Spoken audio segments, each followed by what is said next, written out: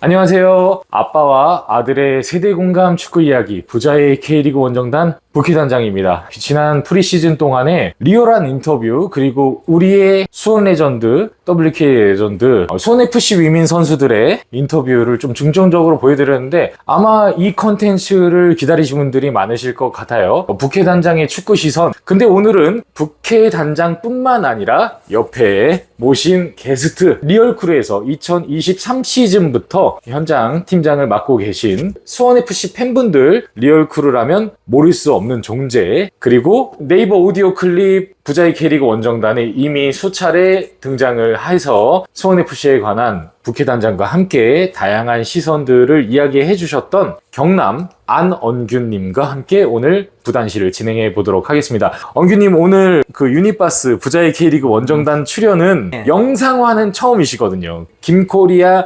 김민국님과 함께 더불어서 아마 제가 컨텐츠를 만들고 나서 최다 출연자실 거예요, 두 분이. 근데 이제 김민국님은 예전 여러분들이 보신 분들이라면 기억하시겠지만 부산과의 승강 플레이오프 전에 김민국님이 한번 출연을 하셨고, 경남 안언균님께서는 유니버스 부자의 K리그 원정단 영상화 후에 첫 출연이시니까 한번 인사 부탁드리겠습니다. 네, 반갑습니다. 오디오로는 많이 알려졌던 경남 안원균이라고 합니다. 부캐단장과 경남 안원균님을 모시고서 함께 나눌 이야기는요, 사실 이 컨텐츠를 시즌이 끝나자마자 준비를 했었거든요. 어떤 이야기냐, 바로 이제 개막을 2주가량 앞둔 수원FC의 24시즌을 부캐단장 오원교와 경남 안원균이 둘이서 수원FC의 전지적 시점으로 한번 이야기를 나눠볼까 합니다. 그러면 첫 번째로 이야기 나누고자 하는 거는 수원FC의 2023 시즌 승강 플레이오프가 끝나자마자 수원FC 팬덤에는 큰 혼돈이 있었죠. 바로 2020 시즌에 부임해서 23 시즌까지 3시즌 동안, 그리고 수원FC가 재승격했던 21 시즌부터 23 시즌까지 오로지 지휘를 했었던 김도균 감독이 서울 이랜드로 이적을 하면서 사실 팬덤에서는 굉장한 충격과 이거 어떻게 하지? 라는 시점에 여러 감독 후보군이 있었지만 최종적으로 김은중 감독이 선임이 되게 됐습니다. 우선은 언규님의 시점에서 김도균 감독이 나가고 김은중 감독이 부임하게 된다는 소식을 들었을 때, 그리고 또 현재까지 영입과 전지훈련이 진행되고 있는데 받은 이미지와 좀 기대되는 바 한번 이야기해 주실 수 있을까요? 저희 감독 후보로만 봤을 때는 김은중이 가장 원했던 감독이죠. 그쵸. 이미 청소년 국가대표로 이제 다 알려줬으니까 그 전술을 솔직히 의문이긴 해요. 그 전술이 K리그에 잘 맞을까? 우리 팀에는 김은중 감독이 원하는 선수가 없으면 어떡하지? 이런 느낌을 받았는데 막상 영입대 선수를 보면 그래도 도전해 해볼 수 있다. 그렇죠. 대부분이 주요 선수들은 김은중 픽이라고 느껴지죠. 그건 맞죠. 제일 중요한 거는 이번에 임대로 온 강상희, 그 선수를 어떻게 이 팀에 맞는 색깔로 운영을 할 수 있는지, 그리고 새롭게 영입되는 우리 용병들 어떻게 활용을 해야 작년 같은 그런 안 좋은 상황을 모면할 수 있는지, 시행착오와 여러 문제점들이 좀 있었죠. 그리고 베테랑들의 역할이 제일 중요하죠. 그쵸. 지동원이 이제 선발이 아니더라도 후보나 벤치에서 어떤 역할을 해줄지, 만약에 선발에 나오면 부상 없이 자신의 플레이를 보여줄 수 있는지, 정성원도 마찬가지죠. 부상 없이 자신의 플레이를 보여줄 수 있는지, 그리고 만약에 이광혁 선수의 부상이 있으면 그 자리를 어떻게 메꿀지, 이게 가장 의문이긴 했는데 지금 뭐 훈련 영상이나 보고 연습 경기를 보면 그런 걱정 많이 사요. 그쵸. 대부분 팬분들께서 언규님이 방금 하신 이야기들을 공감하실 거예요. 김은중 감독이 처음 부임 소식이 들렸을 때만 해도 여전히 불안감이 있었습니다. 대표적으로 이전에 갈도연 어린이와도 함께 이야기를 나눴었지만 17명의 선수단, 그리고 대부분의 주축 선수, 그리고 U22세 자원들이 대거 정리가 됐었기 때문에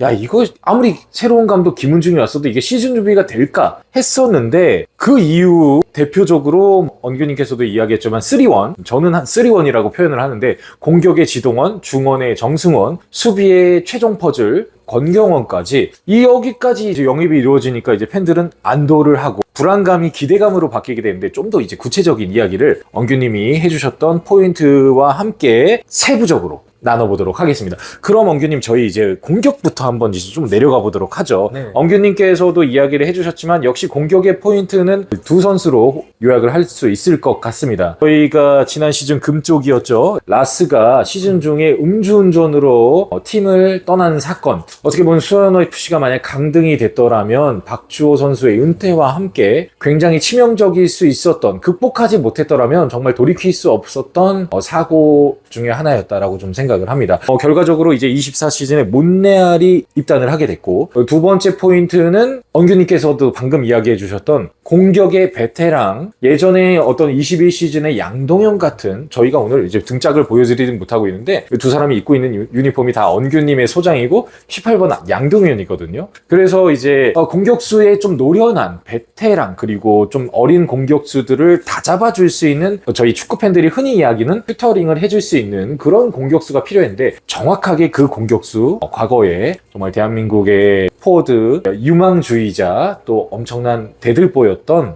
지동원 선수가 영입이 되게 됐습니다. 우선 그러면 몬레알부터 좀 엉규님이 바라보는 시선 이야기해 주실 수 있을까요? 일단 영입됐을 때부터 이 라스의 빈자리를 몬레알이 어떻게든 메꿔야 된다. 이제 라스라는 이제 그런 선수는 아마 다들 아실 거예요. 등으로 버텨주면서 이제 선수들에게 공간을 만들 수 있게 버텨줬고, 네. 그다음 헤딩이면 헤딩, 슈팅이면 슈팅이면, 솔직히 말하면 부족한 면이 없었죠. 그쵸. 이제 그런 선수가 음주로 나가고 나서 저희가 후반기에 보셨듯이 그런 선수의 부재가 엄청 컸죠. 네. 어떻게든 뭐 저희가 뭐 로페즈로 막아보고 김현우로 막아봤지만 솔직히 그의 부재는 못했어요.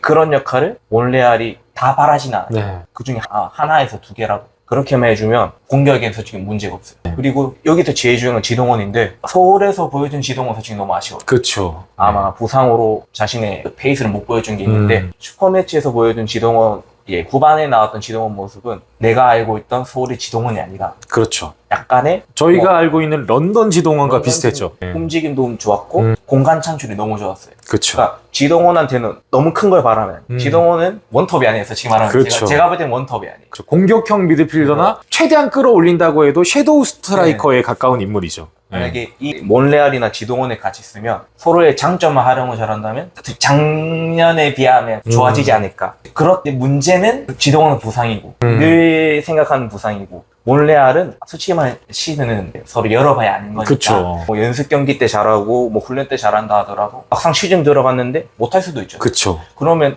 그에 대한 대책은 어떻게 할 것인지도 저는 김문열 감독의 이것도 대처가 궁금합니다. 그쵸. 이제 엉규님께서 짚어주신 포인트들에 저의 좀 의견을 조금 덧붙이자면, 몬레알 선수는 아마 관심이 있는 팬분들이시라면 이 선수의 스타일을 어느 정도 보셨을 거라고 생각을 해요. 오히려 제공권에 있어서는 K리그의 최적화를 이루어갔던 라스는 원래 제공권이나 공중볼을 잘 활용하는 선수는 아니었거든요.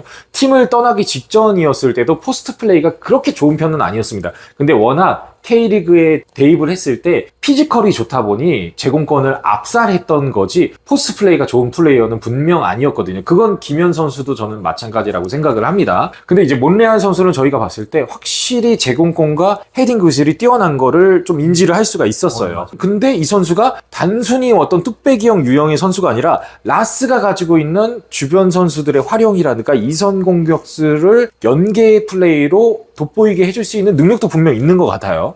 연규님이 이야기해 주셨던 거로, 그런 문제는 뭐냐, K리그에 시즌이 시작했을 때 적응을 하고 실력을 발휘할 수 있느냐의 문제인데, 이제 저희가 인천과의 개막전을 앞두고 있는데 몬레알을 기대하면서 한편 우려하는 부분은 바로 이 부분이라고 생각을 합니다. K리그의 데뷔 시즌이다 보니까 과연 K리그의 특성, 피지컬과 압박이 굉장히 심한 이 리그에 적응을 할 수 있느냐의 여부일 것 같고요. 지동원 선수는 뭐 엉규님께서도 이야기해 주셨지만, 저도 분명히 FC서울의 후반기에는 뭔가 저희가 알고 있는, 이전까지 K리그에 복귀해서 FC서울의 데뷔 이후에 실망적인 모습을 보여줬던 지난 2년간은 좀 다른 모습을 보여줬다라고 생각을 하거든요. 뭐 엉규님께서 이야기해 주셨지만 분명 그거는 부상의 큰 부분에 있었고, 또 그것이 굉장히 긴 슬럼프로 이어졌다라는 생각을 해요. 그럼 과연 어떻게 보면 양동현 선수도 수원FC 오기 직전의 폼은 이제 양동현 거의 끝났나라고 생각을 했었거든요. 근데 지동원 선수가 마지막 불꽃을 지난 21시즌의 양동현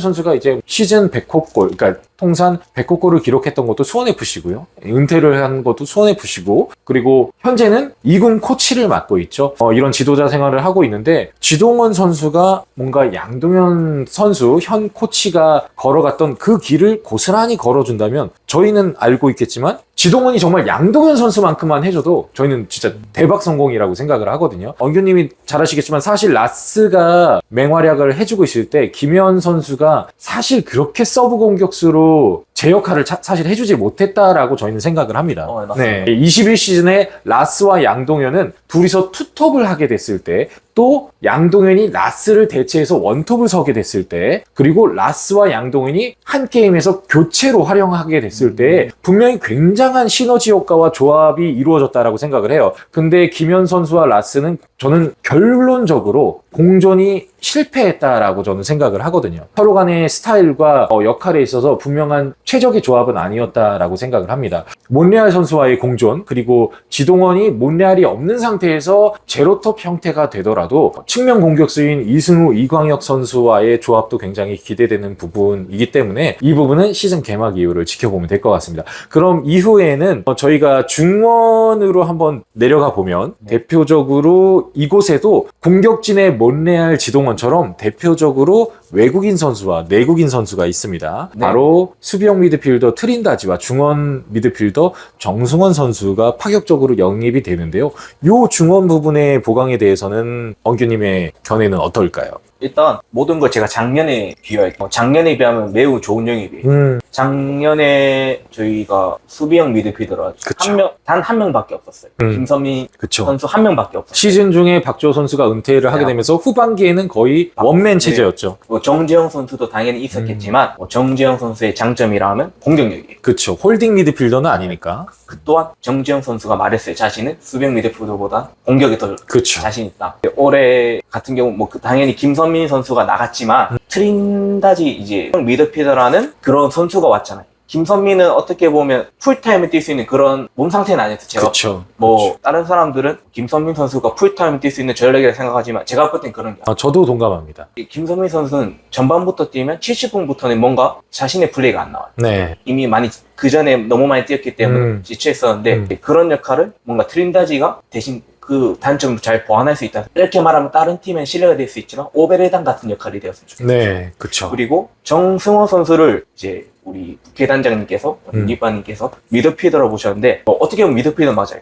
근데 시즌 열릴 때까지는 저는 어느 포지션 다 가능하죠. 정승호 그쵸. 선수. 네. 이 선수가 만약에 저는 미드필더로는 뭔가 공격이 저희 이 미드필드 구성의 조합이 될까? 지금 이 생각, 패스로 하면 임빛가람 선수가 수비형으로는 트린다지 선수가 있고 만약에 이강인 선수가 부상으로 안 나온다면 그 자리에 들어가요. 이용 선수가 풀타임 뛸 체력은 아니니까 이제 그쪽으로 갈 것 같거든요. 근데 정성호 선수의 장점이라 하면 뭐 당연히 아시겠지만 드리블이 좋은 게 아니고 그쵸. 슈팅이 좋은 건 아니에요. 네. 근데 이 선수가 공간으로 주는 패스가 대단해요. 뭐 대구에서 제가 봤던 동영상만 봐도 이 선수가 어시스트를 굉장히 많이 했거든요. 그 역할을 보면 이 공격수들에게 바로 찔러주는 패스, 이제 그런 한 방을 보면서 아마 김훈준 감독이 만약 미드필더였으면 그 역할을 바랄 것 같은데 이것도 시즌 되면 알겠죠. 네, 작년에는 부상으로 많이 못 나왔기 때문에 네. 이제 할 말이 없는 것 같아요. 네. 언균님께서의 이야기에 또다시 제 의견을 좀 더 첨가를 해보겠습니다. 우선 트린다지에게 좀 기대하는 바는 뭐 외국인 선수니까 이것도 몬레알과 일맥상통하는 이야기인데요. 까봐야 알 수 있다는 겁니다.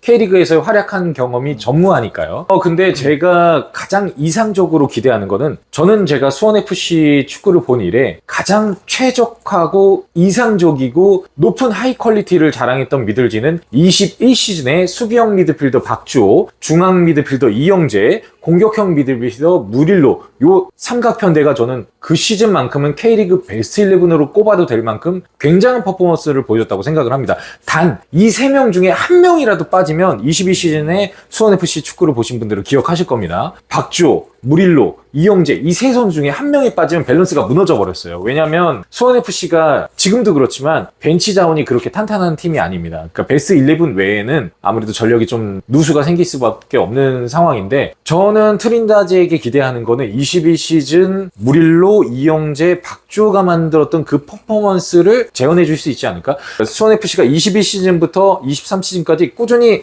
성적의 하향세를 일으켰던 거는 중원의 힘이 떨어져서라고 저는 솔직히 생각을 합니다. 박주원 선수가 시즌이 차츰차츰 진행되면서 노쇠화가 있었고요. 무릴로도 부상이나 개인적인 문제로 인해서 시즌별로 계속 하향이 됐고, 이영재 선수는 중간에 군입대도 있었죠. 저는 트린다지가 수비형 미드필더, 정승원 선수가 윤빛가람의 어떤 보안관 역할로, 언교님도 언급을 해주셨지만 하드워커고, 이 선수가 축구 센스가 있기도 하지만 저희가 축구 팬들이 흔히 이렇게 표현하죠. 공간을 창출하고 잘게 썰어가고 사이사이로 상가 패스를 할 수 있는 위치로 찾아가는 그 능력이, 저는 정성훈 선수가 굉장히 뛰어나다라고 생각을 하거든요. 그래서 수비형 미드필더 트린다지, 중앙 미드필더 정승원, 윤빛가람이, 저는 지난 시즌 같은 경우에는 이영재 선수 복귀 이후에 저는 윤빛가람 선수가 굉장히 희생을 했다라고 생각을 해요. 본인도 이영재 선수가 잘할 수 있는 공격형 미드필더, 그리고 킬러 패스를 하는데 최적화된 선수이고 그걸 제일 잘하는 선수인데, 이영재 선수는 저는 그것을 하는데 최적화되어 있고, 중앙이나 수비형 미드필더 라인까지 내려오게 되면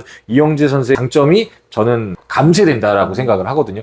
근데 윤빛가람 선수는 이영재 선수를 위해서 저는 일정 부분 분명히 희생을 했다라고 생각하고, 저는 그렇기 때문에 윤빛가람 선수의 구력이 더 높다라고 생각을 합니다. 아마 이영재 선수의 매력에 푹 빠지신 분들은 윤빛가람을 잊고 이영재에 반하신 분들도 있을 텐데, 제가 생각했을 때는 윤빛가람 선수가 지난 시즌 말미에 이영재 선수가 돋보일 수 있도록 정말 그 베이스를 만들어줬다라고 생각을 하는데, 지금 이영재 선수가 저희한테는 없죠. 전북현대로 이적을 했기 때문에. 그럼 저는 윤빛가람이 다시 한번 지난 23 시즌 초창기, 이제 저희가 개막전이 숭이 원정인데, 숭이 원정에서 무릴로와 2대1 패스 주고받아가지고 발리 때려버렸던 그 정도의 퍼포먼스를 저는 윤빛가람이 분명 라인을 올려가지고 할 수 있다라고 생각을 하거든요. 그렇기 때문에 중원도 까봐야 될 것 같습니다. 조합을. 근데 만약에 제가 예상하는 윤빛가람, 정승원, 그리고 후방에 수비형 미드필더 트린다지가 21 시즌 무릴로, 이영재, 박주호만큼의 퍼포먼스를 낼 수 있다? 그러면 저희는 정말 K리그 1 12개 팀 중에 충분한 중원의 힘을 바탕으로 공격력도 살아나고 21 시즌 이후 꾸준히 하향됐던 수비 불안도 저는 극복할 수 있다. 좀 더 상승시킬 수 있다. 이렇게 기대를 하고 있습니다.